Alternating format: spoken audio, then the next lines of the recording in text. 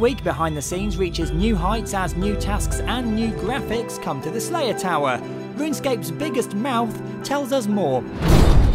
The Slayer Tower goes back to the Second Age, when Zaros was at his prime. So he was battling Saradomin, he was fighting over Corinth for years. So it dates back that far, we're talking thousands of years. We've done a little bit of work in trying to give some origin to the Slayer Tower. So we've looked into giving it to Vigora, who was one of the Zerosian generals, in fact the only human general that he had. So Vigora found that he was kind of picked on by the Magrat, the Dragon Riders, in that they didn't really believe the humans were capable of anything. So he built this tower in Mauritania as a way of showing that humans could really achieve something. Then became known as Vigora's Folly, because as soon as he built it, it started sinking into the swamps of Mauritania. So when you get into that Slayer Tower, you'll see that many of the levels are below sea level, as it were. We really treat story with a certain degree of seriousness. I want a player to come to RuneScape and really feel that they can find out more, they can delve into that history of RuneScape and really absorb and immerse themselves in it. And that's what a lot of the newer quests that you'll see coming up will deal with. The Slayer Tower is a large Slayer area in the north of Mauritania, where we house the biggest and worst of the Slayer creatures, from level 5 crawling hands all the way up to 85 abyssal demons. We're trying to do more with kind of topography of RuneScape, really get to the height of things.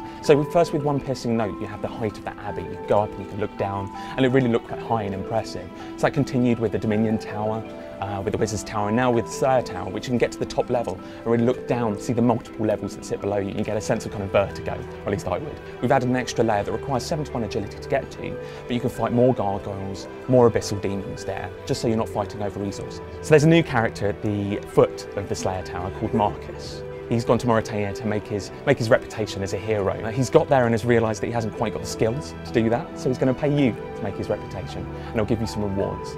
He will give you a choice of small and big contracts. These contracts are very similar to the Slayer challenges you've got for the Sar, for example, the Sar creatures. But the difference here is that they are localised purely to the Slayer Tower. So there are a number of kills that you've got to make of a certain creature type. If you fulfil that, then you'll get Slayer XP throughout that task, but you'll also get the choice of combat XP or coins once you've completed it.